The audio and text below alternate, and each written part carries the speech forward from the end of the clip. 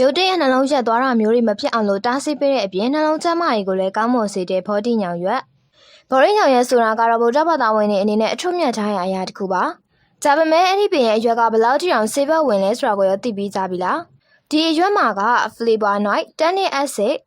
aspartic acid, steroid, methionine, vitamin, glycine တွေအများကြီးပါဝင်နေတာကြောင့်မလို့အထူးသဖြင့်ကတော့နှလုံးကျန်းမာရေးကိုကောင်းမွန်စေပြီးတော့ရုတ်တရက်နှလုံးရက်သေးဆုံးတာမျိုးတွေကိုလုံးဝမဖြစ်စေပါဘူးနှလုံးတင်မကသေးပါဘူးအသေးကျန်းမာရေးကိုလည်းကောင်းမွန်အောင်လို့တစ်ဖက်တစ်လမ်းကနေထောက်ပံ့ပေးနိုင်ပါသေးတယ်တခြားသောအသေးဖွဲ့အကျိုးကျေးဇူးလေးတွေအနေနဲ့ကတော့ပန်းနာရင်ကျက်တွေမဖြစ်အောင်လို့ကောက်ွယ်ပေးနိုင်တဲ့အပြင်မျက်စိနာခြင်းတွေကိုလည်းသက်သာစေပြီးတော့ဖျားနေတဲ့သူတွေဆိုရင်လည်းအဖျားချအောင်သုံးပေးလို့ရပါတယ်နှာခေါင်းသွေးရှမ်းတာအပူများတာတွေကိုလည်းပျောက်ကင်းအောင်လို့တိုက်ထုတ်ပေးနိုင်တဲ့အပြင်ဝမ်းပြောင်ဝမ်းလျှောဝမ်းမမှန်ဝမ်းမသွားစတဲ့ဝမ်းနဲ့ပတ်သက်တဲ့ပြဿနာတွေအားလုံးကိုလည်းကုညီဖြေရှင်းပေးနိုင်ပါသေးတယ်တောက်သုံးရမယ်နီလန်လေးကတော့အရွက်ကိုတေးသေးချာချာလေးရေစေးကြောက3ခွက်တစ်ခွက်တင်ရင်းနဲ့ပြုတ်ပြီးတော့တောက်သုံးနိုင်တယ်လို့ဒီမှာမြင်နေရတယ်လို့မျိုးထူထောင်ပြီးတော့မှအရင်ညက်ကအစိမ်းတောက်ပေးရင်လည်းရပါတယ်အစိမ်းတောက်တာကတော့ပို့ပြီးတော့ထိရောက်စေမှာအမှန်ပါပဲเนาะဒါပေမဲ့လို့တိုင်းနေတဲ့နီလန်လေးနဲ့တောက်သုံးလို့ရတာဖြစ်လို့ပရိသတ်ကြီးတို့လည်းဘော်ဒီညောင်ရွက်ကိုဆေးဘဝင်အောင်လို့အခုပဲမြှဝဲပေးတင်ပါတယ်